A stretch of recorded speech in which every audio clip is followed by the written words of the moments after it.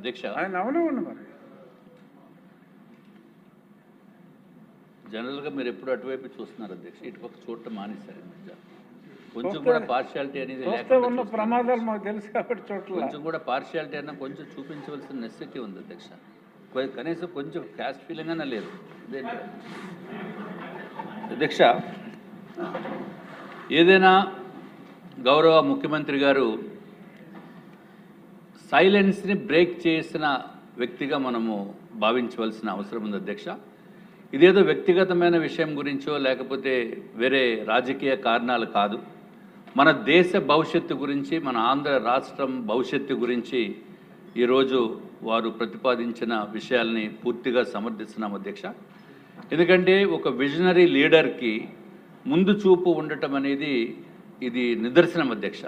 అది కేవలము గౌరవ ముఖ్యమంత్రి చంద్రబాబు నాయుడు గారు అధ్యక్ష.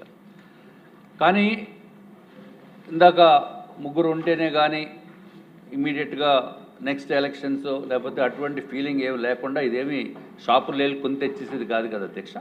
కాబట్టి కొంచెం ఏదో ఒక 10 years టైం పెట్టి లేదో 5 years, ఎందుకంటే చాలామంది యంగ్స్టర్స్ ఉన్నారు ఇక్కడ. సో 5 years తర్వాత అంటే ఏదో 2030 35 పెట్టి అప్పటి నుంచి ఇటువంటి ఇంప్లికేషన్స్ రెస్ట్రిక్షన్స్ అటువంటి పెడితే బాగుంటుంది.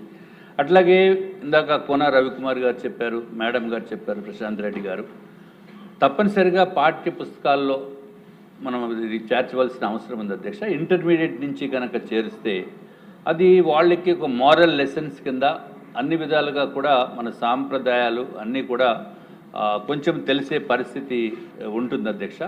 ఇదివరకు కాలంలో ఏదైతే పిల్లలు ఎక్కువ మంది ఉండేవారు, తర్వాత రాను డిటీరేషన్ అయిపోయి ఒక బాటమ్ లెవెల్కి వచ్చేసింది అధ్యక్ష. కానీ దాన్ని మళ్ళీ పెంపొందించడానికి గౌరవ ముఖ్యమంత్రి గారు తల్లికి వందనం అని ఎప్పుడైతే అది చేపట్టారో ఆ పథకము, దాని మూలాన్ని ఏదైతే కొంత డబ్బులు పెట్టుకుని చదువులు చదివించడానికి ఇబ్బంది పడే వారు ఇది వచ్చిన మూలాన చాలా సంతోషంగా ఆర్థికపరమైన ఇబ్బందులు లేకుండా ఉండటం గురించి అది చేయటం జరుగుతుంది అధ్యక్ష. డెఫినెట్గా that's very good initiative.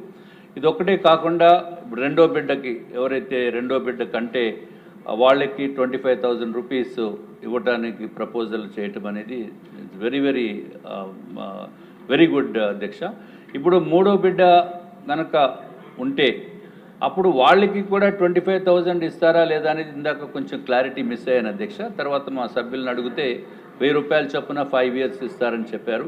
So మూడో బిడ్డకు కూడా అది 25,000 రూపీస్ ఇచ్చిన తర్వాత 1,000 రూపాయలు ఇస్తారా, లేకపోతే ఆ మూడో బిడ్డకి ప్రతి నెల 1 month 1,000 రూపాయల చొప్పున అలాగా వీలవుతుందా ఏంటి అనేది కొంత క్లారిటీ చేయవలసిన అవసరం ఉంది అధ్యక్ష. ఏదైనా this very good proposal in the interest of the entire nation.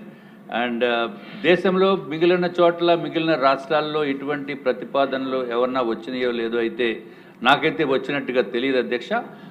But I really appreciate the honourable chief minister గారు for initiating this type of activity and really congratulate him. ఎందుకంటే ముందు చూపుతోటి ఆంధ్ర రాష్ట్ర భవిష్యత్తుని దృష్టిలో పెట్టుకున్న ఈ ప్రతిపాదనని పూర్తిగా సమర్థిస్తూ తప్పనిసరిగా వారి విషయస్ ఏదైతే ఉన్నాయో మన ఆంధ్ర రాష్ట్రము మంచి భవిష్యత్తు ఉండేటట్టు, అట్లాగే ఆంధ్ర రాష్ట్రాన్ని చూసి మిగిలిన రాష్ట్రాల వాళ్ళు కూడా ఈ విధమైన ప్రతిపాదనలు చేస్తే మన భారతదేశం కూడా బాగుంటుంది అని తమరి ద్వారా గౌరవ ముఖ్యమంత్రి గారికి మరి ఒక్కసారి ధన్యవాదములు తెలియజేసుకుంటూ సెలవు తీసుకుంటున్నాను అధ్యక్ష. ఖచ్చితంగా మాట్లాడే వాళ్ళ పాపులేషన్ నిమిషం పెరుగుతుందంటే ఈ స్కీమ్ సూపర్.